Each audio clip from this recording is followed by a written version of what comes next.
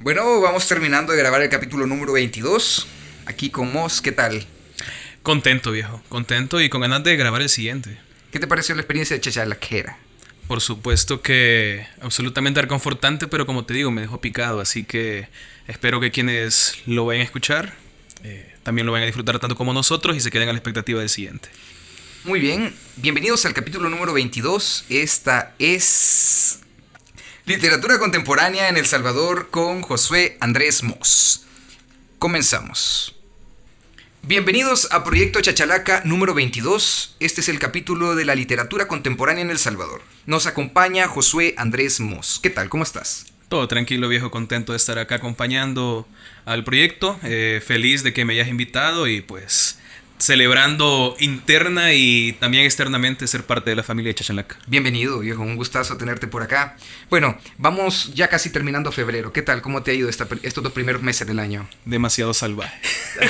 Han sido meses de piñata, ¿va? Y donde vos solo ves los vergazos caer, ¿no? Sí, Sí, han sido meses duros en varios aspectos y familiares, muy íntimos, ¿no? Cuestiones del corazón y la vaina, pero en la cuestión literaria, pues a nivel irónico diríamos que me ha ido bastante bien. Estoy muy contento con cosas que se vienen y bueno, pues digamos que celebrar que uno sigue vivo, que uno sigue caminando, que uno sigue activo en estas cosas. Así que Correcto. ha sido esa marea, ¿va? Sí. 2 meses de marea. Correcto. No, así que al final se trata de eso, ¿no? Celebrar lo que se tiene, disfrutarlo por lo que se agradece.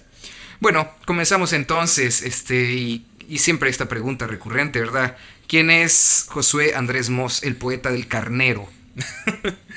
Bueno, mira, esa es de las preguntas conflictivas. Estuve sintonizando los capítulos de Chachalaca y me encanta la manera en la que todos van ahí bordeando la pregunta.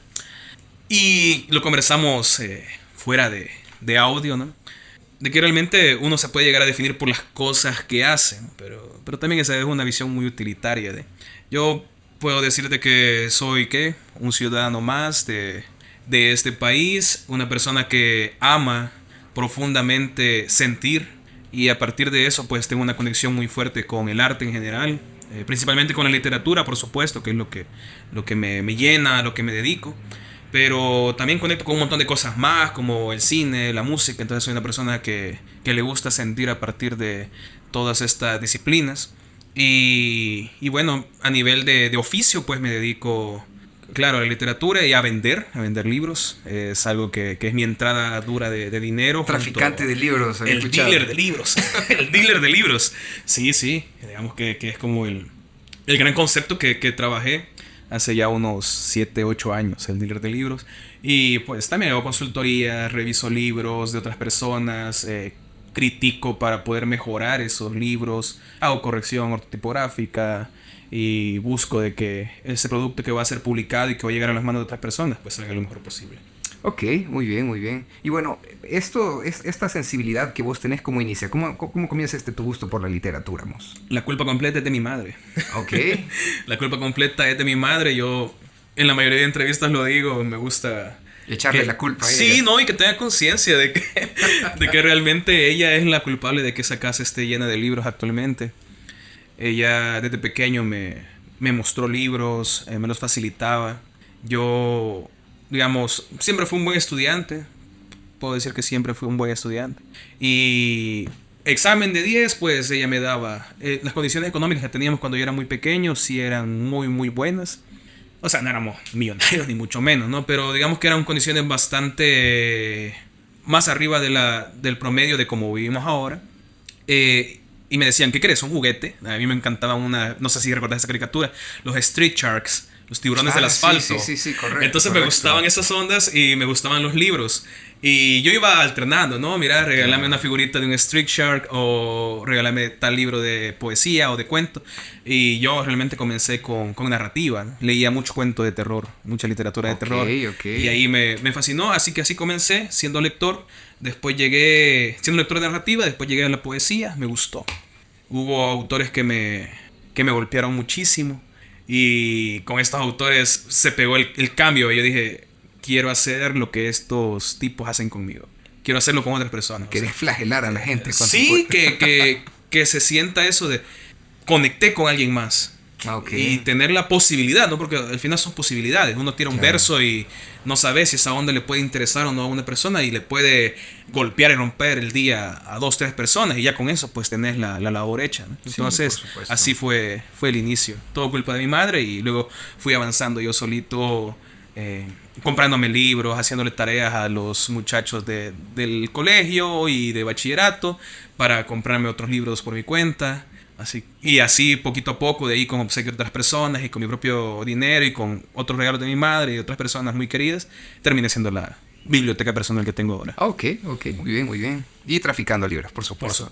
Bueno, mira, yo soy más de la generación de los motorratones de Marte, pero está bien, te lo voy a dejar pasar, Mos. No, ahí tenemos conflicto. Bueno, mira. Y bueno, contame, ya que estamos hablando de estas personas que te lastimaban a través de la literatura, ¿quiénes son tus referentes? ¿Qué leías? ¿Qué te atormentaba? Fíjate que siempre saco colación de que en poesía lo primero que me sorprendió, porque es que estaba muy morrito y no sé, quizá me ha alejado un poco de la lectura de este poeta, no era José Martí con los versos sencillos, pero a mí me fascinó, me encantó la musicalidad de esos versos. Y de verdad, eran versos sencillos, ahora los leo y digo, ok, eran súper fácil de entender. Pero a mí me fascinó la musicalidad de lo que traía Martí y fue lo primero en poesía que me enamoró. Pero de ahí, como te digo, la narrativa fue la que me alucinó, o sea, me alucinó. Entonces yo leía a Edgar Allan Poe, leía a Lovecraft, leía a Horacio Quiroga, que es realmente, aún por sobre Poe y por sobre Lovecraft, creo que Quiroga me marcó demasiado. Y así fui avanzando hasta leer ciencia ficción. Me hice muy fan de Isaac Asimov. Isaac Asimov. Que tiene este Yo Robot, ¿verdad? Sí, que hicieron la adaptación con Will Smith. Correcto, sí. Las leyes de la robótica, claro. Ajá, que no se respetan ni por joder. Sí, no, una gran loquera allí, ¿verdad? Porque el más, ese que le da pie al guión de esta película realmente es un solo cuento. Ya, claro. En el cual se basa. Sí. Pero sí, digamos que eso fue lo primero. Y de ahí, cuando fui adolescente, llegaron mis grandes referentes que se quedan hasta ahora. Fernando Pessoa, que es mi escritor favorito de poesía. Y ya con los años siempre tenía como esa duda de quién será, me quedo con este. Y creo que Fernando Pessoa es y va a seguir siendo mi poeta favorito. César Vallejo. Hubo un momento en el que me gustó mucho Alfonsín Storni, en el que me gustó Pizarnik, pero ya luego las abandoné. Y luego, bueno, muchos autores nacionales que sí, pues me marcaron. Bueno, Roque, llegué un momento a Roque, me gustó esa cuestión de irreverencia, de entrecomillado de las malas palabras, ¿no?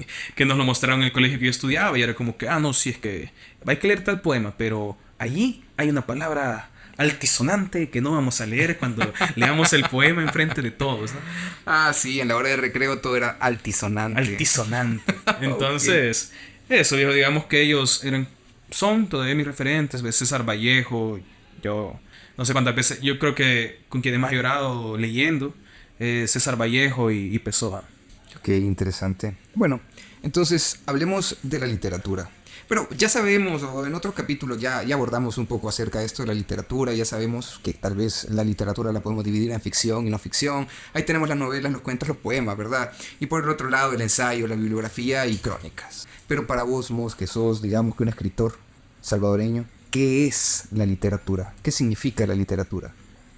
Fíjate que yo siempre con mis amigos discutimos sobre estas definiciones cerradas, ¿no? De qué es tal cosa. Me remito a una conversación que tuvimos cuando se le dio el premio Nobel a Bob Dylan, el premio Nobel de literatura a Bob Dylan.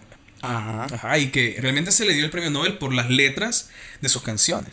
Y entonces ahí es cuando venís y te cuestionás. Lo que importa es el soporte donde se encuentre este tipo de obra, este tipo de discurso, este tipo de entramado o tejido, ¿no? Que al final eso es el texto, ¿no? Tejido.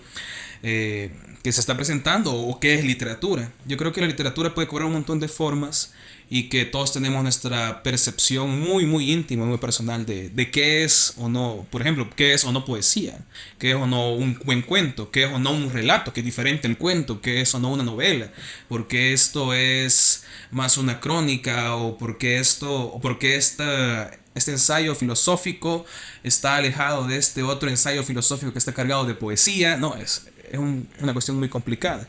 Al final no te estoy respondiendo nada respecto a esto. Pero como buen escritor. No, pues, por supuesto.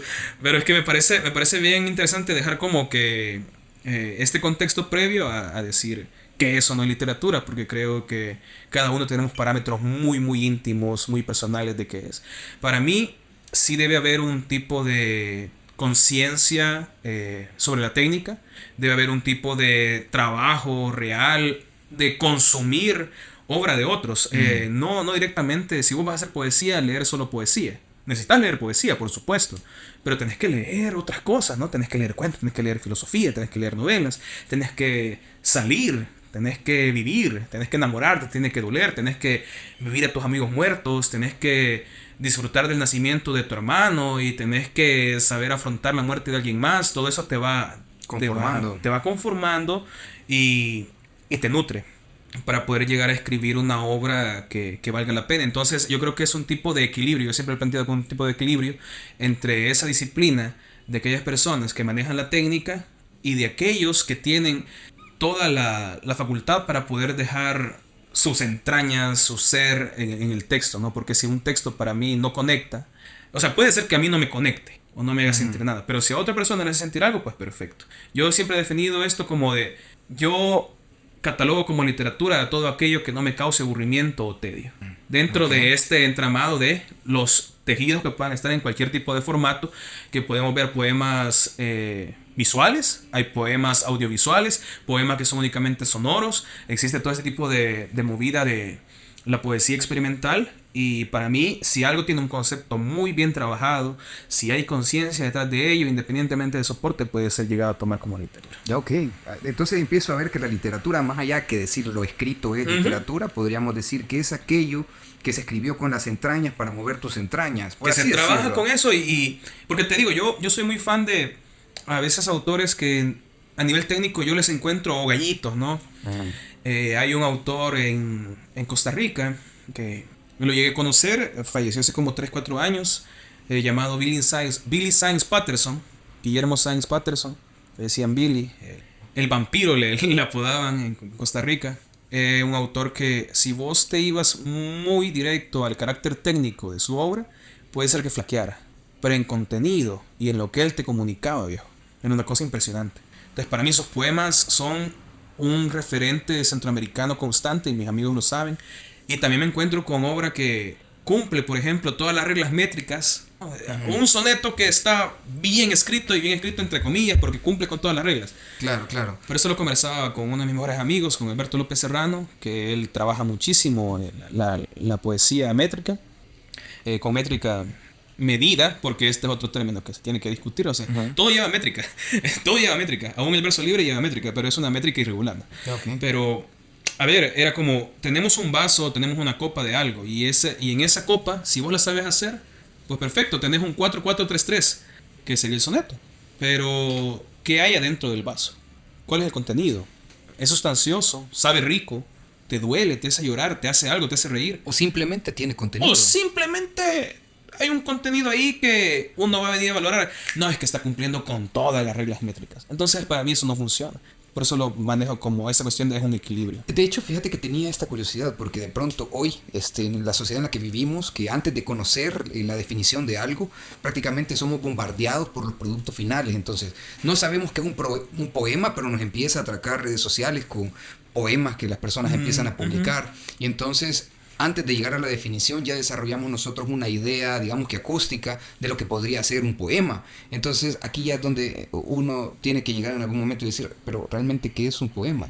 Aquí nos puedes echar un poco de luz y decirnos qué es un poema, qué define un poema, cómo decís esto sí es un poema, más allá del propio contenido, porque sabemos que el contenido es abundante, el mundo es contenido, por así decirlo, pero el poema como tal tiene que cumplir algunos criterios estéticos, ¿no? Sí, criterios estéticos, por supuesto. Por ejemplo, un poema si no posee musicalidad, poesía no es, decíamos, conversando con un querido profesor de la licenciatura en letras, José Luis Escamilla, y él tenía como que esa frase con la cual yo estoy totalmente de acuerdo. O sea, la poesía es ritmo, la poesía es musicalidad. Y en otros términos podemos ver la responsabilidad con el lenguaje, el saber cuántas palabras necesitas para expresar X o Y idea. Y como te decía antes, o sea, puede ser que haya un escritor que necesite 5 o 10 líneas. Y entonces uno dice, bueno, este poeta tiene problemas con la limpieza de sus propios textos. Pero si ese texto me conecta, si ese texto me hace sentir, pues yo lo puedo tomar como poema. Entonces yo no me siento como que en la capacidad de decir esto es o no es poesía a nivel global, a nivel de para todos, sino que esto es o no es poesía para mí, ¿verdad? Si algo me conecta, si yo veo la rigurosidad de ese trabajo, si yo veo la soltura de ese trabajo y la inteligencia detrás del manejo del discurso, pues yo lo puedo valorar como poesía. Y siento que cada uno tenemos esas visiones, pero a veces somos muy tímidos o nos ocultamos en decir, no, es que yo no soy capaz de... No, o sea, cada quien es capaz de decir, este dibujo está bueno o está malo. Este dibujo está... Y yo siempre pongo el ejemplo de los dibujos porque siento que dentro de las discusiones literarias siempre el ejemplo del dibujo es como fácil de asimilar. Es como que viene alguien y te dice, pero vos quién sos para definir qué es o no poesía. No, es que yo no soy nadie, pero te estoy diciendo que para mí ese poema está malo, o es un poema mediocre, o el abordaje es demasiado obvio, o estás encriptando demasiado que nadie te va a entender qué estás diciendo. Entonces, para mí debe ser una cuestión de equilibrio, pero si para otra persona o para vos ese poema está genial, pues chivo, o sea, es tu definición de poesía y es totalmente respetable. Pero sí, yo creo que a mi modo de ver siempre será eso, el equilibrio de que bueno, puede que no sea la persona más limpia en escribir, pero si este tipo o esta tipa tienen un tratamiento del discurso inteligente, a mí me compran con eso y yo lo disfruto. Y si a mí me conecta, que es la gran palabra que voy a estar repitiendo, si a mí me conecta la obra, si me toca y me causa algo más que no sea tedio y aburrimiento, pues con eso estamos perfectos. Ah, ok, qué interesante. Al final de cuentas es eso, reducirlo a qué es lo que te transmite. Y muy como bien. Te digo, es una cuestión personalísima. Ok. Bueno, ahora, hablando de cosas personales, hace unos años, en el 2018, hiciste una publicación como manera de observatorio de lo que estaba operando, de lo que estaba funcionando aquí en el país.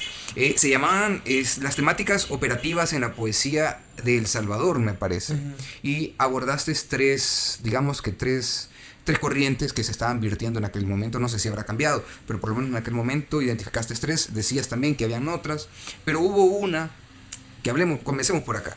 Era sobre esto de la maroestética, sí. que ha sido un tema tabú en El Salvador durante bastante tiempo y ha sido algo a lo que la sociedad le ha oído hablar, pero sin embargo es algo que existe y se manifiesta de alguna u otra manera, aunque sea algo de lo que no se escriba o lo que no se hable.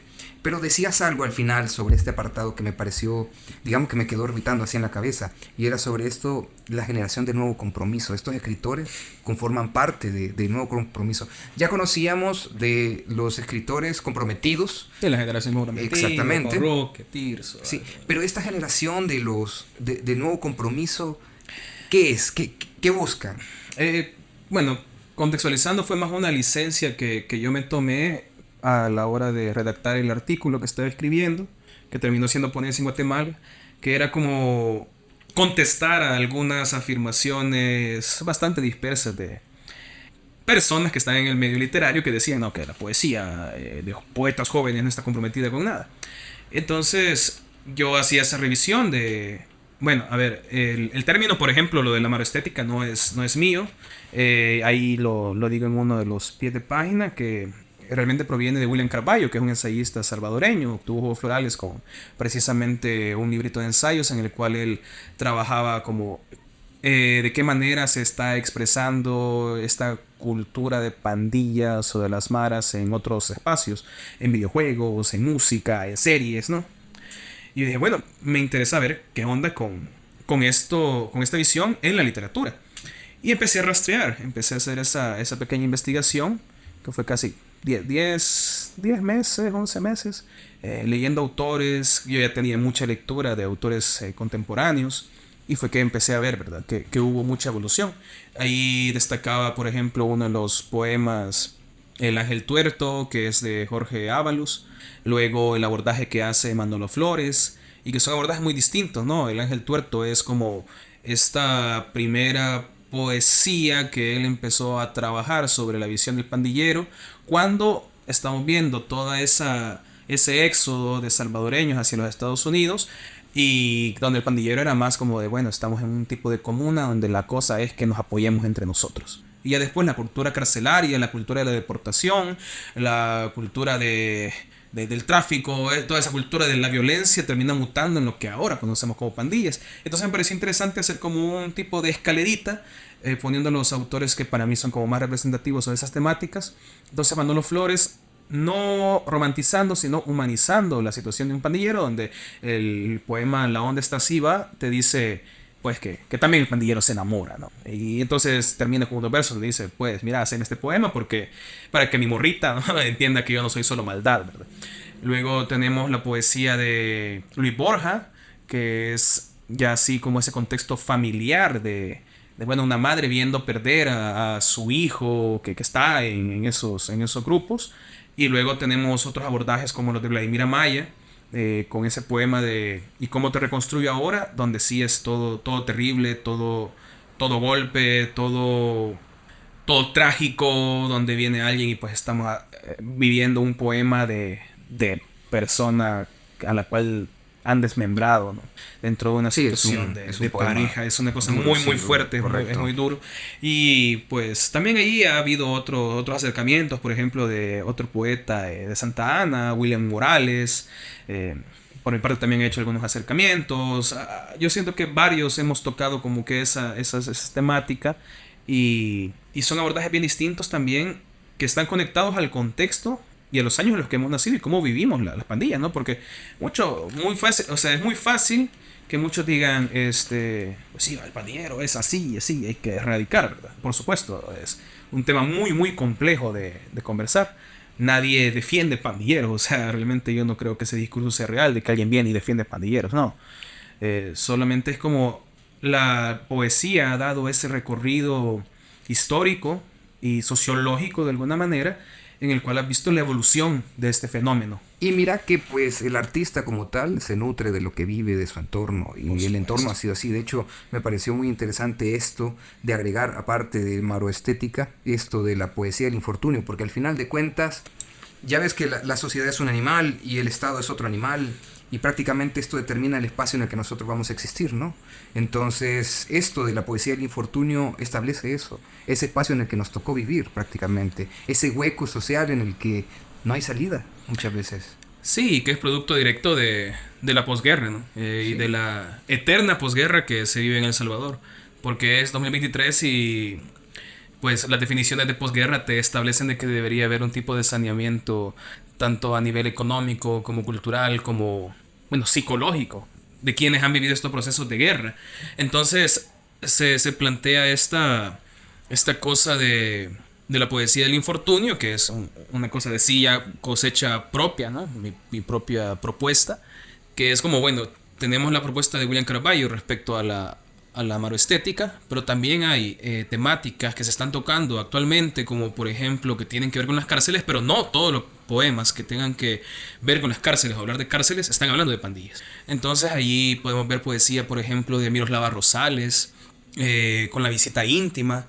Podemos ver poesía de autores que se denominan como Salvi Poets, que son autores que tuvieron que emigrar en algún momento, que nacieron allá afuera en Estados Unidos, o que de muy pequeños tuvieron que moverse por cuestiones de la guerra. Entonces vienen temáticas de migración, y la idea es de que todo esto tiene que ver con poesía, sí, nacida por la posguerra, pero esos planteamientos que tienen que ver con la violencia, con estar saliendo del país, con recibir el asesinato, la noticia del asesinato, por ejemplo, de un tío tuyo, y a lo mejor no fue por pandillas. Entonces ahí quise enmarcar ese tipo de poéticas que bueno, uno podría tomar que están en el mismo saco, pero para mí son tangenciales. Entiendo, ok.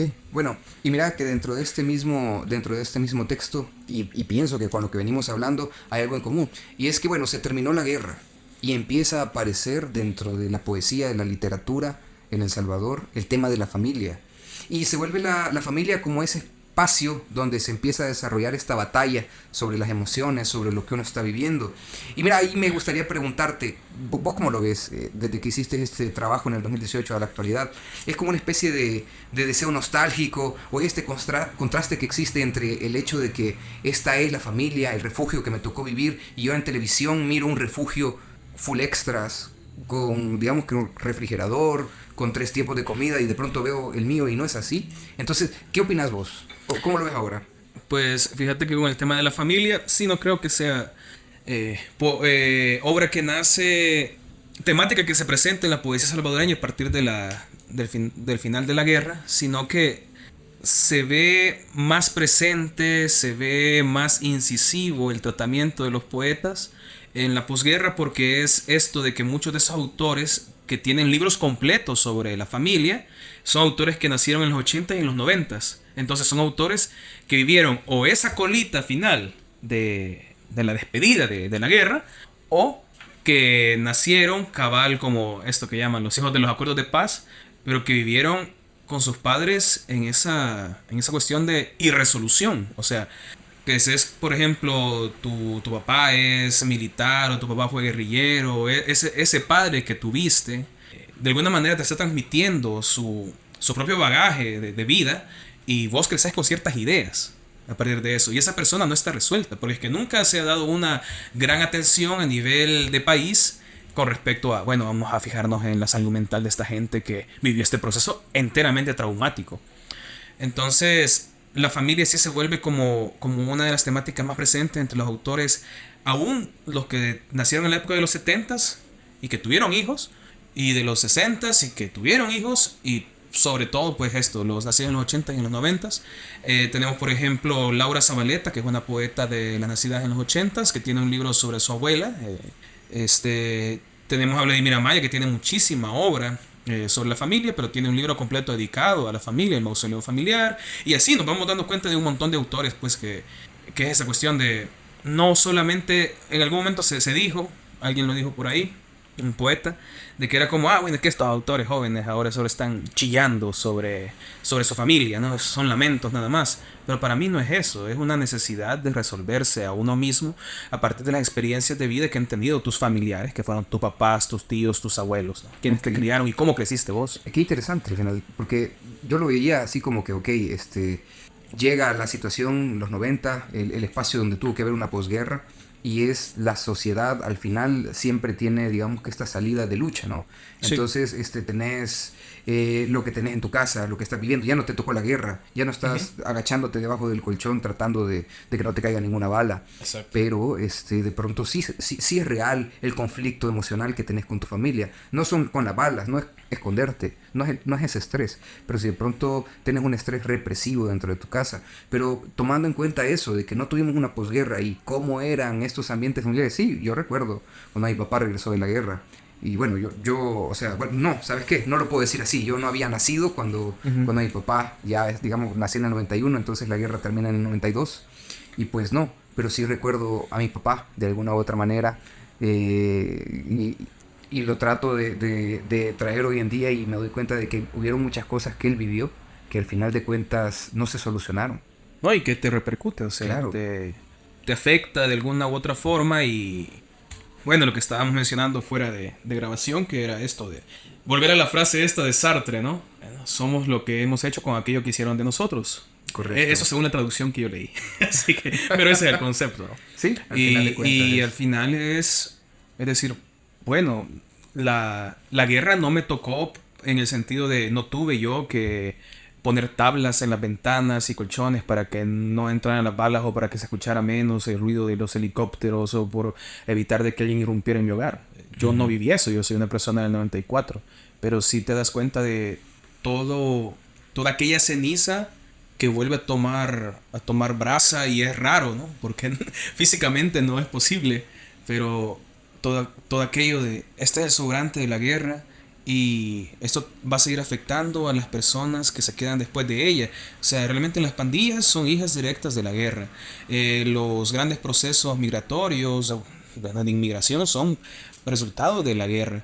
Que tengamos esa irresolución como salvadoreños. Y te digo, no siquiera es solamente como salvadoreños, sino que es una cuestión que creo que compartimos mucho en la región. O sea, la propia Guatemala, la propia Honduras, la propia Nicaragua, con estos procesos raros de, sí, pues se crea en un proyecto, hay gente que cae, que entrega sus vidas por ese proyecto, y el proyecto muta a algo pues torcido, y luego vienen otras nuevas esperanzas, o vienen esos recuerdos nostálgicos de aquel proyecto valió la pena, ¿no? Cada país en Centroamérica ha tomado diferentes caminos, pero si nos damos cuenta estamos viviendo como un mismo sentir, o sea, siempre estamos, cuántas décadas han pasado y sufriendo cosas que aunque no hayamos sido quien tomó el fusil, pues Todavía las estamos sufriendo todas esas secuelas. Sí, al final de cuentas así es. Ponele que pues antes de la guerra y ponele que ahí nos congelamos, la psicología no era una cosa a la que se le prestaba mucha atención. La atención a las, digamos que las enfermedades emocionales no se les tomaba atención. Es una cuestión bien generacional, fíjate, porque era como de vergüenza. Sí, es cierto, no, es cierto. Yo creo es cierto. que de unos, 8 años, 10 años para acá se ha ido tomando otra conciencia respecto a decir, hey, Porque yo fui al psicólogo, pero así, suavecito, fui al psicólogo. O decir, hey, mira, loco, fíjate que ya estuve con mi psicólogo y estuvimos hablando de que... Sí, es una cosa bien dura. Sí, fíjate, y bueno, también toma este hecho de que tal vez, pienso yo, que estas nuevas generaciones tienen aquella cuestión de que se quejan. Y hasta cierto punto yo lo veo bien. Porque claro. de pronto tenemos un sistema laboral aquí, o sea, el trabajo en El Salvador, puta, a veces es trágico, es triste. Cómo tratan a los empleados, cómo te tratan en el trabajo. Y quejarte está bien. Si vos no te sentís pleno estando ahí, tenés derecho a irte. Y hoy hay oportunidades para poder hacer eso. Ponerle que tengo un amigo que es mayor que yo. Ahí va el pan de nuevo, ¿no? Ahí va el pan. Tengo un amigo que me decía, mira, es que en mi generación, viejo, y no es que sea mucho mayor que yo, que 10 años a lo mucho me dice. Sí. Y ponerle, en mi generación, vos que tuvieras 2 trabajos en un año, ya era una cosa así como que eras inestable, me decía. Pero hoy en día, o sea, yo tengo cheros, amigas que digamos que en un año han tenido quizás unos 3, 4 trabajos y el próximo año se perfilan para buscar ser nómadas digitales. Y bueno, cada generación con sus detalles personales, ¿verdad? Claro. Y bueno, mira, hablando de esto, de las generaciones, el género, que es uno de los temas que tú describes en esto de las temáticas operantes, el género y sus luchas de igualdad, la búsqueda de la equidad y las libertades relacionales dentro de la literatura salvadoreña empieza a tener como mayor participación. Esta manifestación de poetas y escritores que empiezan a escribir desde su realidad y que la sociedad empieza como a romper, digamos que lentamente, porque todavía hay muchas cosas que romper, este capullo de discriminación, ¿verdad? Me gustaría preguntarte, a ti, Mos, que eres poeta, escritor, ¿sirve la literatura como para poder empujar estos movimientos, para poder tomarlos como banderas de lucha? Desde servir sirve, pero creo que hay matices sobre esas afirmaciones. Primero sería como que de contextualizar un poco y decir, ¿verdad? De que, por ejemplo, esa investigacioncita a la que me animé a embarcarme comienza viendo las poéticas que van sobre homosexualidad y feminismo, que es con el que cierra el artículo. Y mucho de ello realmente ya había sido... Porque, bueno, ahí están las citas al final de los pies de página, ¿verdad? Para quien quiera revisarlo. Es un artículo que se encuentra en Grafomaníacos. Ahí pueden buscarlo. Aquí va a estar a la descripción de este capítulo, ahí lo van a tener. Perfecto. Entonces, para quien quiera echarle ojito, pues ahí cito a la gente en la cual también yo me he apoyado. Y una de ellas, pues precisamente es Beatriz Cortés, quien propone la estética del cinismo. Escuché el programa que tuviste con Ricardo Pereira. Y ahí aquel mencionaba eso, lo decía como generación de... Pero no, es una estética de la cual habla Beatriz Cortés. Y donde te está diciendo, ¿verdad? Hay unos cambios en el tipo de poesía o de literatura que se está escribiendo en el tiempo de la guerra y tras la finalización, bueno, o tras la firma de los acuerdos de paz, empezamos a ver otras estéticas. Y entre esas estéticas vamos viendo una cuestión más íntima. Ahí tenemos autoras como, bueno, Jacinta Escudos, que yo creo que es de los grandes referentes nacionales contemporáneos, con cuento, con novela. Horacio Castellanos Moya, van trabajando este tipo de visiones que ya sí tienen que ver con las repercusiones de lo que ocurrió en la guerra, pero después te das cuenta, por ejemplo, en este librito de Jacinta, en el Desencanto, y en Cuentos Sucios también, pero sobre todo en el Desencanto, una cosa de, bueno, vamos a explorar mi propia psique, mi propia relación a nivel amoroso con los demás. Entonces, allí hay muchas capas, muchas escaleras, muchas cositas que hay que ver, porque en el tiempo de la guerra se estaba escribiendo ya poesía homoerótica, poesía contestataria respecto a ciertos prejuicios, con la disidencia sexual. O sea, realmente tenemos antecedentes súper grandes de ese tiempo y aún previos Pero en el tiempo de la guerra pienso en la literatura de Silvia Telmatus, en la literatura ya posterior de Kelly Rodríguez y bueno, cayendo ya en lo que me preguntabas, pues gente joven, ¿no? Nacida en los 80s, 90s. Pienso en la poesía de Francisca Alfaro. Ella nace en los 80s. Tiene poesía que fácilmente podría enmarcarse dentro de esta poesía feminista y que su discurso es muy inteligente, el abordaje de su discurso es muy inteligente. Elena Salamanca también, muy inteligente el abordaje que hace. Solo voy a mencionar dos de la generación anterior, de la generación mía. Lourdes Ferrufino tiene un tratamiento brillante y alguien que yo disfruto muchísimo porque me parece explosiva, Ana María Rivas. Es para mí una de las poetas más interesantes actuales y de mi generación la que más me gusta junto a Lourdes. Luego, pues uno dice, ¿qué ocurre con la repercusión que estas obras pueden llegar a tener respecto a un gran cambio? Pero no solo veo desde esta arista del género, de la disidencia sexual, sino que me remonto a, imagínate, poesía que se escribió por la guerra, ¿no? Mucha gente escribió sobre la guerra, sobre muertos, sobre desaparecidos, sobre secuestros. Pero ¿cuánta de esa poesía tuvo el tratamiento lo suficientemente inteligente como para ser vigente y perdurar tras los años? ¿Y qué cambio generaba? Entonces a veces creo que hay una visión muy romántica sobre este poema puede parar una dictadura. Si lo puede hacer algún poema, pues bienvenido sea y yo sería el primero en celebrarlo, ¿no? Pero yo creo que los cambios son más alejados de ese nivel macro que muchos quieren que sean. O muy desde la emotividad desean que sea así, ¿no? O sea, sí, los poemas sirven, la literatura sirve, pero también la literatura no sirve para nada. Y ahí conecto mucho con eso que conversaban con Ricardo, ¿no? O sea, claro. Yo tengo unos versos que dicen, ¿no? O sea, comprender el oficio es comprenderse inútil.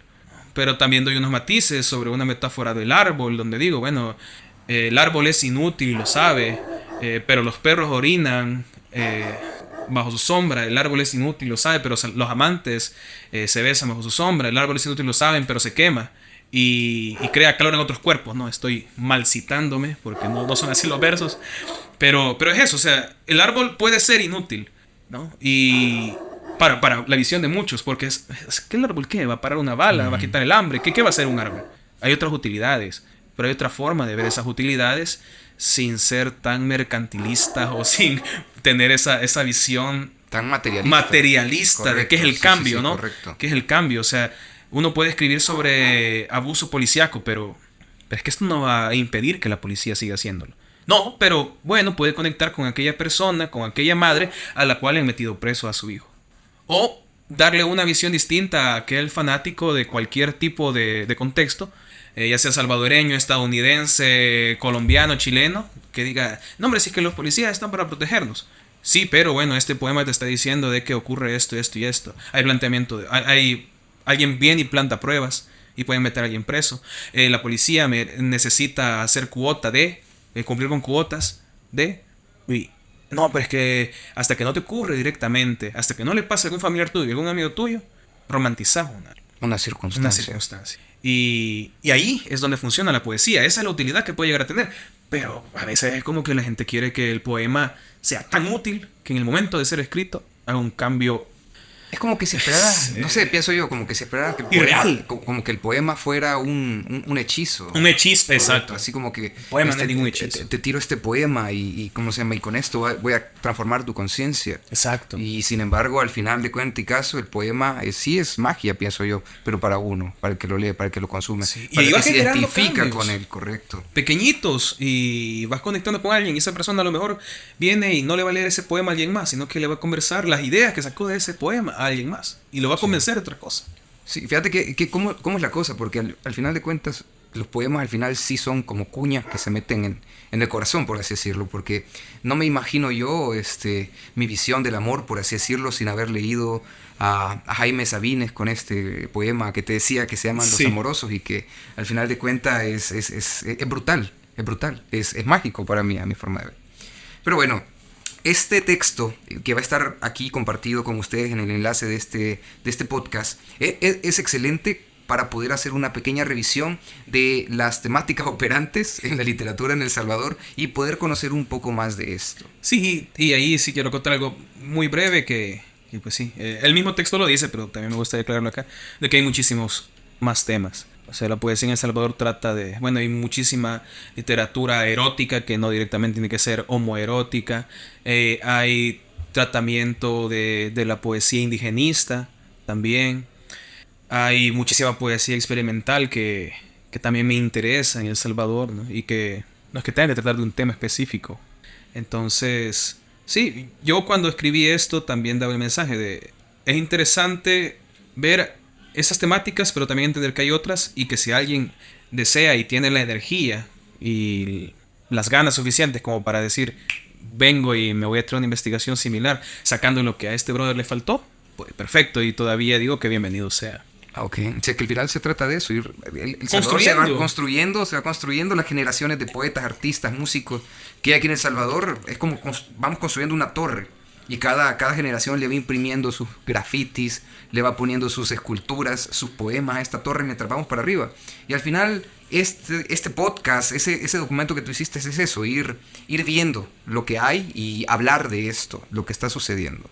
Muy bien, mira, ahora hay un tema que sí me gustaría que nos ayudaras y que nos develaras, porque de pronto, mira, ponele, ya ha pasado que tal vez alguien comparte un poema, escribe cosas bien bonitas, acá bien yeah, y de pronto ya la gente lo identifica como el vato de las poesías, ¿no? Entonces, pero ¿cómo pasamos de tener un cuaderno en la parte trasera de nuestro cuaderno llena de escritos violentos sobre el amor y la violencia familiar y podemos llegar a hacer un libro? ¿Cómo publicamos esto? ¿Cómo pasamos de ese primer espacio en el que tenemos que es solo nuestro y empezamos a compartirlo, empezamos a socializarlo? ¿Cómo se da esto de la publicación? ¿Cómo sucede esto? Fíjate que yo creo que aquí voy a tratar de hablar englobando la mayoría de experiencias que he tenido, tanto personales como de otros amigos, y que he ido compilando respecto a la publicación, porque primero considero de que, al menos por mi parte, yo era muy entusiasta de querer publicar ya, y que se me lea y que se me publique en una editorial y que me acepten, y la verdad es que hay varios comentarios de muchachos entusiastas que dicen, es que en El Salvador no hay ninguna oportunidad para publicar. Y digamos de que a nivel de estado, en Centroamérica, las editoriales estatales no son quienes llevan la gran batuta del movimiento y difusión de la literatura. Yo creo que no, sino las editoriales independientes. Y respecto a esto, pues las editoriales independientes lanzan convocatorias, lanzan sus certámenes, y ahí hay pequeñas ventanitas para comenzar a encontrar posibilidades de publicación. Vos podés enviar, por ejemplo, a una editorial, por ejemplo, donde yo he publicado, ¿verdad? En X0. Ellos tienen como su apéndice editorial que es Alfil Editores. Entonces, X0 es para aquello que viene a partir del premio que ellos tienen, que se llama ipso facto. Y el Alfil es para alguien que quiere publicar ya su libro y que desea realizar un tipo de proceso de autopublicación, ¿verdad? Y así puedes publicar en este editorial, por ejemplo. Hay otras dinámicas como las que maneja Índole Editores, que también ya es conversando con ellos, viendo qué obras les pueden interesar. Ahora mismo tienen convenio, relación con el certamen Alfonso Quejadurías, el segundo certamen Alfonso Quejadurías, que lo promueve la revista El Escarabajo. Entonces el premio es la publicación del libro y $1,500, creo. Y te lo mueve Índole Editores. Te publica Índole y te lo... Pero, ok, vaya, mira, aquí hay una cuestión. Ahora, ya me estás hablando de las editoriales y acabas de tocar un tema muy interesante que es sobre los concursos. Vaya, es que yo te lo pongo, vaya. Yo tengo, digamos que este proceso, porque es un proceso creativo al final de cuentas, pero hay un punto que uno no logra visualizar. Por ejemplo, vaya, mira, yo tengo un cuaderno lleno de garabatos y poemas, ¿sí? Sí. Entonces, yo sé que eso no se va a publicar así.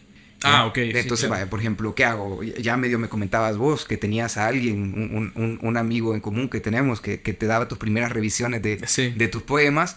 Entonces ya ya por ejemplo ya empezabas a perfilarlos de mejor manera. Pero mi pregunta es ¿cómo vas? O sea, ¿buscas a alguien que ya sepa, que ya sea un poema? Primero todo eso es un trabajo de autoconciencia, por ahí, de ubicarse, porque uno cuando está muy morrito piensa de que todo lo que ha escrito es oro. Y no, pues brilla porque le echaron brillantina. Y brilla porque le echaron brillantina y uno dice, ay, es que esto lo escribí con mucho amor y con mucho sentimiento y lloraba mientras... Sí, pero el poema no funciona. Primero es un trabajo bien duro de autoconocimiento, de autoevaluación, de dialogar con otras personas. Es importante conocer el punto de vista de alguien más que ya tenga tiempo, ya sea que sean talleristas o que sean autores publicados, a los que vos respetás, que vos has leído y te gusta muchísimo esa persona como autor y decís, me importa la opinión de esa persona, porque no le vas a pedir opinión a cualquiera. Entonces, creo que ese es un trabajo previo, sí, si vamos desde situaciones más tempranas, pues eso, ir puliendo, ¿por qué quiero publicar esto? ¿Qué objetivo tiene publicar esto? ¿Realmente vale la pena lo que voy a publicar? ¿Estoy consciente, soy maduro y estoy lo suficientemente seguro de que esto vale la pena? Y es bien difícil. O sea, yo para esto no encontraría fórmulas, solo daría ciertos pasos. Ok, pero sí, fíjate, eso de los pasos me parece, digamos, que interesante, porque vaya, mira, está esto del stand-up comedy aquí en El Salvador, sí. Y que tienen un día, cada cierto tiempo, para micrófono abierto. O sea, si vos sos valiente y querés lanzarte a hacer el ridículo o a lanzarte a la fama, pues ahí está el micrófono. Existe un espacio así, y ojo, mira, porque es bien importante, de pronto... ya alguien quiere, bueno, yo tal vez tengo estos poemas, pero me gustaría saber si son buenos. Y más que subirse a una tarima a decir, aquí está mi corazón, y todos empiezan a reír. Entonces, lo que me refiero es que tal vez en esos espacios hay un Moss ahí mal parado, tomando cerveza, su cuarta o quinta cerveza, y se acerca y dice, oh, señor Moss, ¿me puede ver por favor este poema? Entonces... Me explico, o sea, esos espacios en los que los poetas... Son valiosos, los espacios de... ¿Hay esos espacios de encuentro? aquí? Sí, los hay. Es más, yo creo que esos espacios han sido muy importantes para mi propia formación. Yo comencé haciendo gestión cultural bastante mediocre con algunos amigos con los que conformamos un colectivo que ahora ya no existe, o sea, tiene años de no existir. Se llamó Metafilia. Y escribíamos literatura, poesía que realmente no era muy... Que yo puedo volver a mis poemas de esa época y mandarme el carajo, ¿no? Decir, esto no vale la pena. Y lo digo con toda la certeza y con la honestidad del mundo. O sea, que veas a un Moss pequeño escribiendo y le agarras así con un periódico. No sé, es como de niño, vaya a leer. Y fue una de las recomendaciones que recibí en esa época y que me la tomé muy a pecho. Y realmente si no hubiera sido por eso, pues no hubiera crecido, ¿no? Pero bueno, estos espacios en los que convivís con otros autores, que te encontrás con otras voces, con otras cosmogonías, con otras culturas. Ahí yo puedo decir no solamente espacios físicos como restaurantes, bares de acá del país, que sí los hay. Por ejemplo, el antiguo Tacos de Paco, que bueno, tiene una tradición enorme. Ahora mismo es Restaurante Hidalgo, sí. Ahora es Restaurante Hidalgo. Correcto. Se siguen llevando las dinámicas. Recién la semana pasada hicimos un miércoles de poesía allí. Y allí es muy lindo encontrarse con otra gente que está escribiendo, ¿no? Y hay gente que llega como de primer acercamiento, ¿no? Persona entusiasta, que le gusta la poesía y quiere escuchar a poetas mayores o poetas que ya tienen un tipo de fogueo, digamos, no sé. Porque ahí llega todo el mundo en cuestión claro. A mí se me dio la oportunidad cuando yo era todavía muy inexperimentado, muy ingenuo, y se leía con autores muy con trayectoria. Pero el punto es ese. No solo están estos espacios, sino que están los congresos, los festivales de poesía. Para mí los festivales de poesía son esos lugares de encuentro en los que no porque conociste a tal poeta ya vas a ser buen poeta, no, sino que algo vas a aprender de esa persona y vas a aprender algo de la otra persona que leyó la par tuya o del otro mal poeta con el que estuviste, pero que a lo mejor tiene una visión bien genial del mundo y de la poesía, pero que no la sabe llevar a sus propias letras. Y te da referentes geniales y a partir de ese referente que te entregó, vos aprendiste un montón. Entonces, siento que son dinámicas bien lindas que hay que aprovechar y que sí te ayudan para esa primera etapa de irte conociendo a vos mismo como autor. Y también darse a conocer con otras personas. Sí, darse a conocer. Creo que también es importante, pero al final es como, ok, te conocen, pero si es que lo que estás escribiendo no vale nada. No, entonces, claro, como que te conozcan por algo malo. Sí, claro, por supuesto. Pero al final, conocer a otras personas, esta retroalimentación. La que te dan, retroalimentación es porque lo más la valioso. retroalimentación es lo valioso, porque vos encerrado en tu habitación a las 2 de la mañana, sufriendo por un amor, escribiendo en un papel, dándole fuego porque sentís que eso de alguna u otra manera es un sigilo amoroso.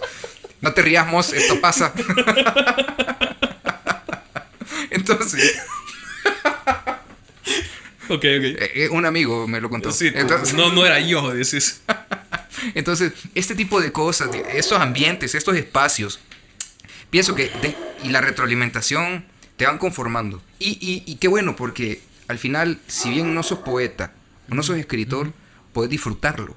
Por supuesto. Porque mira qué pasa, ponele, yo vengo de un área totalmente diferente de esto, del arte, y de pronto yo soy un turista, porque de pronto empiezo a descubrir a través de este viaje del proyecto de Chachalaca que hay un mundo maravilloso que en El Salvador está invisible.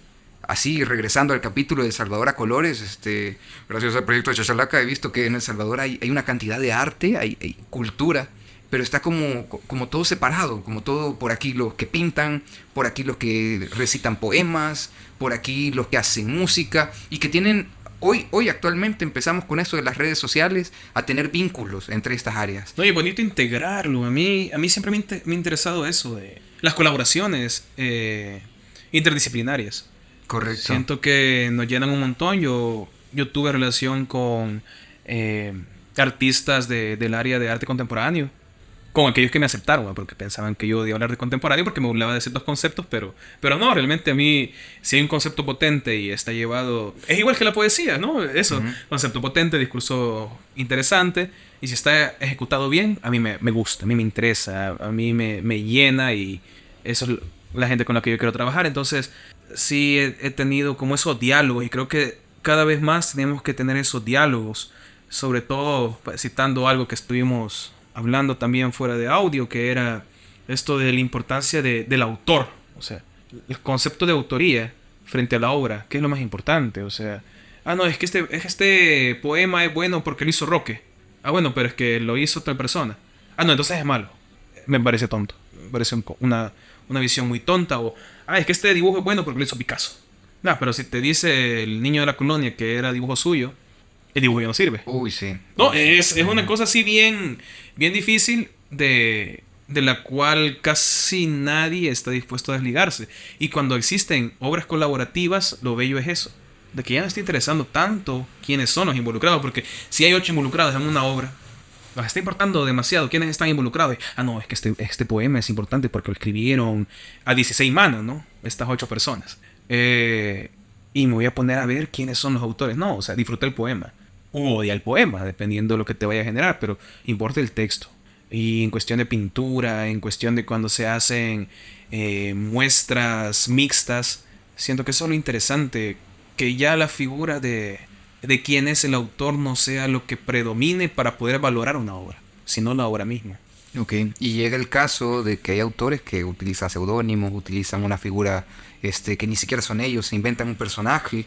Sí. Y al final se presentan y lo comparten, ¿no? Y al final lo que importa es el producto, es el arte, es la poesía, la literatura que se comparte. Sí, acá tenemos pues la gran referencia, que para aquellos que escuchan el capítulo y pues que se han llegado por el tema literario salvadoreño, pues sabrán de Raúl Contreras y Lidia Nogales.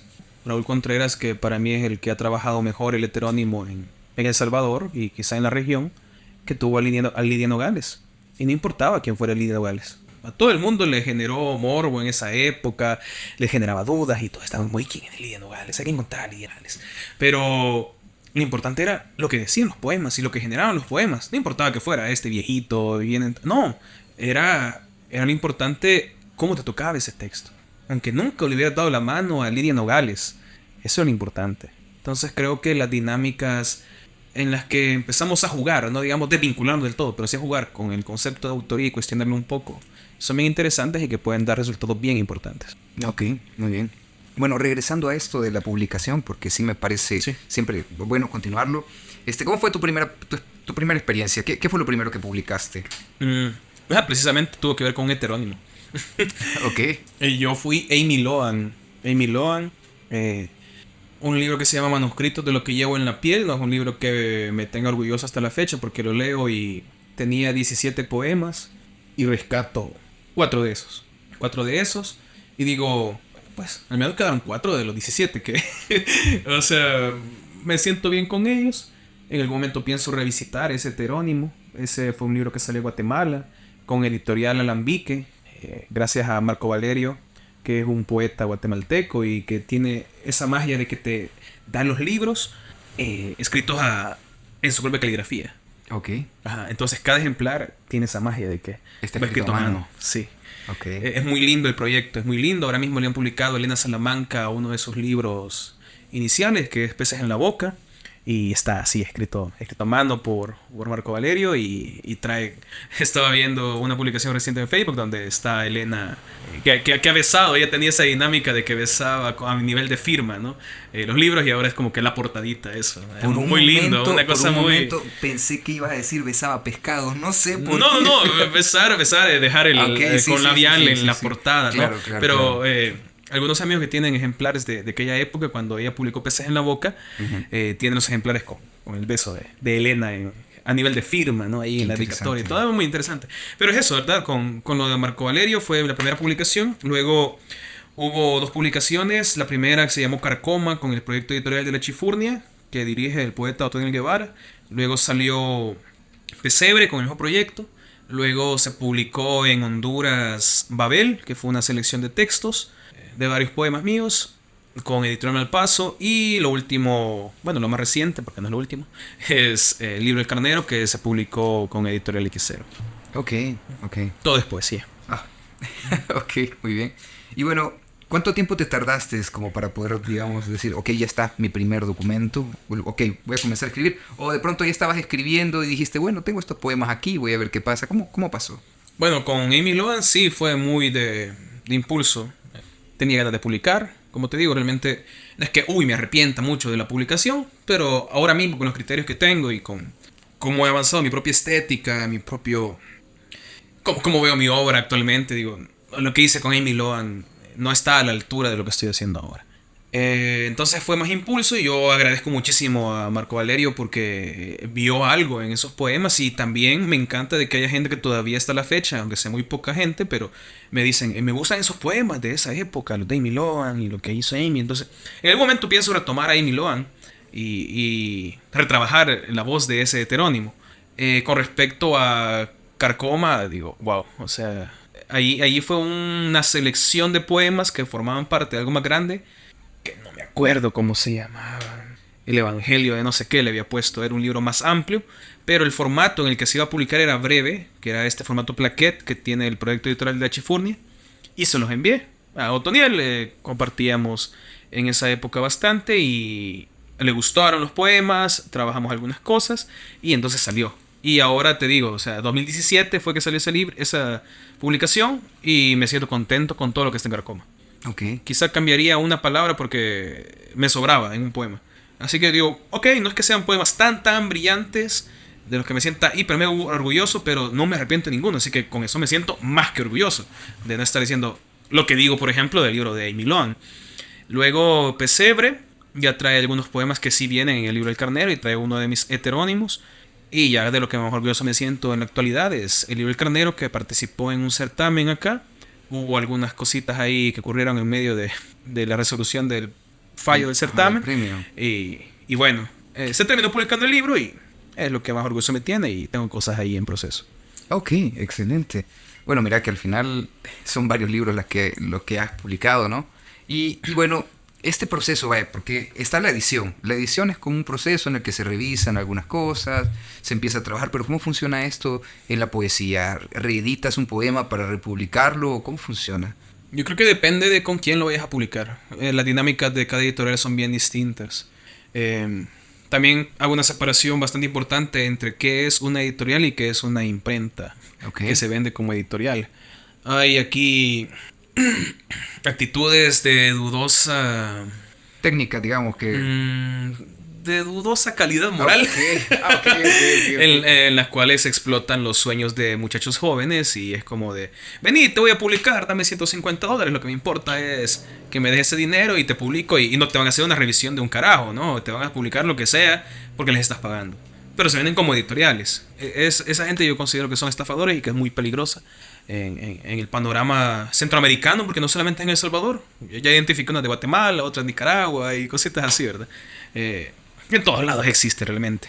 Pero se deberían vender como imprentas. Imprentas que te realizan un proceso de netamente sacarte tu libro y no decir que están haciendo un proceso de edición, porque la edición es otra cosa.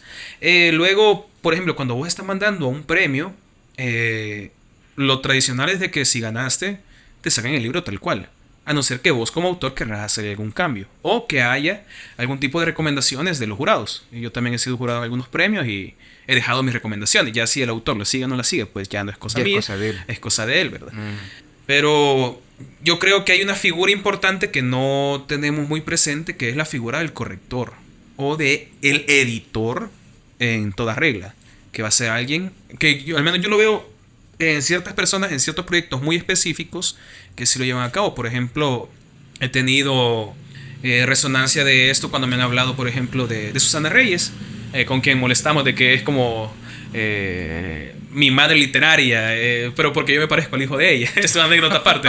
Nos parecemos muchísimo con el hijo de ella, pero sí he tenido esos comentarios de quienes han trabajado con Susana y que me dicen: Buya, trabajar con Susana es bien cabrón, porque ella viene y te va a criticar los textos y te va a decir, falla en esto y esto, resolvelo. Entonces lo va resolviendo. Y eso creo que es una labor muy linda de edición. También ha habido, bueno, o sea, otros autores, no quisiera ir como que cayendo en enumerar para que nadie diga de que los estoy dejando fuera, pero sí, siento que depende de con quién vayas a publicar, cuál es la intención de la persona que te va a publicar y qué tanto se están jugando con publicarte, porque hay gente a la que no le interesa. Lo que le interesa es el dinero, y hay gente a la que sí le interesa que su sello editorial tenga un tipo de credibilidad y que, pues, si van a tirar esta obra es porque realmente cumple cierto estándar. Cumple cierto estándar y ellos confían en esa obra. Ok, muy bien. Entonces así es, una revisión. Sí. Vamos a publicar tu libro, está en juego nuestro nombre, así que vamos a... Y si de verdad la editorial no te lo está ofreciendo, buscar por otra parte esta figura del corrector de estilo, que también no existe demasiado. Ok, vaya, y con respecto a la carátula, porque eso siempre me ha dado curiosidad. La portadita. Exactamente, porque mira, están los músicos que de pronto tienen sus portadas que yo digo, ¿qué querrán decir, carajo? Pero ¿tú cómo eliges esto? ¿Qué tanto significa realmente la portada? Porque es tu libro y de pronto lo vas a ver en varias partes y lo vas a reconocer, y me imagino que algo vas a querer ver que te produzca, ¿no? Sí, quizás solo he tenido 3 experiencias en las que yo me he metido mucho con qué quiero que salga de lo que he publicado en cuestión visual. Carcoma, yo soy muy fan de un pintor que se llama Osvaldo Guayasamín. Es precioso, es un tipo genial y tiene una serie de manos, ¿no?, relacionada con las manos y con rostros. Es una cosa alucinante, y yo quería que él fuera la portada, que una obra suya llamada El Grito fuera la portada de mi libro Carcoma. Lo pedí al editorial y pues se hizo ahí algunos toquecitos de luz y la vaina para que no hubiera problema con derechos de autor y salió. Luego este mismo se edita posteriormente como una, digamos, segunda edición, y le pido a un amigo con el que somos muy cercanos, Efraín Caravantes, que trabaja grabado y bueno, muchas cosas más. Es poeta, está muy metido en la plástica. Y él me cede una de sus obras plásticas, que es un corazón, y yo quería que fuera la portadita. Luego la última con el libro del carnero, que la portada la realiza precisamente uno de los directores de la editorial, Omar Chávez. Él diseña la portada y yo me enamoré de la portada desde el inicio. O sea, traía todo lo que yo quería. Era el cráneo del carnero. El libro habla mucho de la muerte, pero tiene el elemento de la mariposa, que es ese elemento vivo, tierno, que trata de hacer un equilibrio. Y fue como, loco, esta es la portada. Okay. Se lo mostré a mi madre, a quien era mi novia también en ese momento, y fue como de, ¿qué pensás? ¿Qué pensás? Y no, es que sí, eso representa tu libro, y me quedé con eso. Okay. Y creo que ahí es cosa de cada quien, ¿no? Vos le puedes exigir a tus editores, ¿no? Mira, quiero esta foto, o quiero que represente tal cosa. Y ahí es cuestión de presupuestos y estar hablando ahí de quién te va a diseñar y lo... Pero sí, yo creo que es importante que llame la atención, porque al menos este libro sí he tenido muy buenos comentarios respecto a... Yo ni sabía quién carajo era vos, pero yo vi ese animal en la portada y me llamó la atención y por eso lo compré. Okay. Así que sí, eso sí. Yo creo que tiene un plus, creo que es muy lindo también que ocurre. Ok, muy bien. Y bueno, ya terminando esta parte de, digamos que las editoriales, ¿algún consejo o algo que te gustaría decirle a aquellos que están buscando publicar? Bueno, ya decís vos que tengan cuidado, que si de pronto no te ofrecen eso de hacer una edición o revisarlo a profundidad, tal vez pensate en la oportunidad de buscar un editor de estilo, o tal vez no buscar esa editorial, porque si solo te van a publicar sin mayor revisión y solo con que pagues, tal vez como que no. Pero ¿qué te gustaría decirles? Mira, yo creo que precisamente eso de que tengan cuidado con aquello que pueda parecer una estafa, que no se dejen endulzar demasiado el oído, que sean prudentes. Yo sé que cuesta muchísimo ser prudente, o sea, a mí me costó mucho tiempo. Y que oigan consejos de aquellas personas a las cuales admiran y a las cuales han leído. Yo creo que eso es lo más importante. Al final las publicaciones llegan. Yo creo que a lo mejor puede sonar como, bueno, este maje, porque tiene algún privilegio ahora mismo, porque sí tengo la suerte de que en la actualidad, y te digo, es una suerte que viene ligada al trabajo. Armo alguna colección nueva y hay editoriales a las cuales les interesa publicar lo que estoy haciendo. Y yo estoy pero sumamente agradecido, no te imaginas. Pero mira que cuánto, mira qué es esto. Una cosa es el privilegio y otra cosa es el trabajo y trayectoria que vas haciéndote, ¿no? Porque al principio me imagino que no fue una cosa así como, ya terminé mi libro de 17 poemas. Y de pronto corrió alguien, hey, yo lo quiero sacar, sí, ¿verdad? Bicho, soy tu mano, quiero ser tu mano y el literario. Eso ya. Sí, no funciona así. No funciona así. Sí, es como un proceso, ¿no? Si de pronto ya escribís algo y te lo están buscando publicar es porque ya llegaste hasta aquí. Claro, el privilegio es haber tenido tal vez la capacidad de descubrir este proceso creativo. Pues estar en lugares, porque te digo, a veces ha habido cosas como estoy en tal lugar, he leído tal cosa y alguien que tiene una editorial lo escuchó en ese momento. Entonces tuve la suerte de que ocurriera ese escenario, ¿verdad? Pero también eso, hasta otra manera de verlo, es que llegaste a un lugar porque tenías una intención, compartiste, te arriesgaste, te subiste al micrófono a querer compartirte y de pronto eso dio pie a que alguien te conociera. Y eso creo que es lo que hace falta muchas veces, porque esos escritores que tal vez solo escriben para poder saciar esa, digamos que necesidad de expresión, pero todavía sienten ese deseo incompleto de querer compartirlo con el mundo, y que también, vuelvo a decirlo, tienen miedo de no saber si son buenos o son malos, pudieran utilizar estos espacios al final de cuentas. Sí. La retroalimentación. Ya ves, pues aquí mira, este pequeño capítulo que ya empezamos a hablar de los riesgos que existe dentro de esto de compartir tu obra y publicarla, ¿no? ¿Y con quién la vas a publicar? Sí. Sí, al final es complicado. Bueno, Mos, mira que se nos ha ido volando el tiempo, ya llevamos sobre 1:13 y todavía hay bastante tema de qué hablar, pero esto va a ser tema para otro capítulo. Démosle. Porque está fantástico y les aseguro que da muchísimo tema del que hablar. Pero vamos a ir terminando por hoy. Ya el próximo jueves nos volvemos a encontrar y pues seguimos hablando de esto. Bueno, para ir cerrando, Mos, actualmente, ¿en qué estás trabajando? ¿Qué te estás creándote otra persona? Bueno, heterónimos, sí, estoy trabajando heterónimos, pero estoy haciendo limpieza de los últimos poemas de 2 unidades recientes que son Cajas Negras, que es un libro de poesía breve, y hay otro que es todavía más breve, que es una unidad, no diría que es un libro, que se llama Revolver, ¿no? Son 6 poemas y un prólogo que de alguna manera recogen la experiencia de los últimos meses. Eso, y bueno, estoy trabajando una novelita y estoy terminando de pulir y escribir unos cuentos para mi primer libro de cuentos. Y estoy haciendo unos guiones también, porque me interesa el tema cinematográfico. Y el año pasado tuve algunos acercamientos con el medio ese y considero que algo podría entregar con cuestión de historias para el medio cinematográfico nacional o de la región y probar, a ver si algo sale así.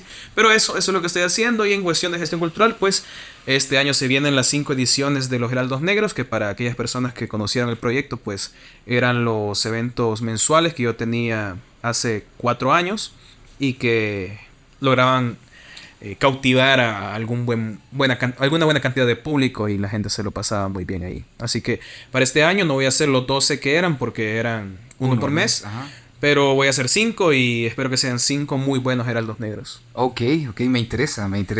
Okay. Y bueno, Mos, ¿cómo te pueden encontrar en redes sociales? Fácil, como Josué Andrés Mos en Facebook, Josué Andrés Mos, MOZ, y en Instagram, Josué Andrés Moss, pero todo junto y sin ningún tipo de tilde, porque no te Sí, lo prácticamente no hay porque no te lo pierde. permite. Así. Ok. Bueno, ha sido un capítulo muy interesante sobre la literatura salvadoreña. La verdad es que les recomiendo esta literatura, bueno, estos textos que se desarrollan dentro de esta observación a las temáticas operativas en El Salvador, que ha sido muy agradable. Más adelante vamos a hablar sobre el dossier, volumen 1, sobre los niños de un planeta extraño. Niños de un planeta extraño. Que la verdad es otro observatorio sobre la narrativa salvadoreña, la narrativa del 2000 para acá. Se los aseguro, es excelente. Pueden ir adelantando si gustan, pero en el siguiente capítulo vamos a ir hablando un poquito más de esto. Bueno, entonces con eso estaríamos terminando el capítulo. Ha sido una locura y claro, en el siguiente capítulo vamos a tener lecturas del chico de las poesías aquí con nosotros. Moss, ha sido fantástico esto. Un gustazo, viejo. En serio, muchas gracias. Estoy contento y satisfecho con lo que ha sido la conversación. Ok. Nos escuchamos pronto.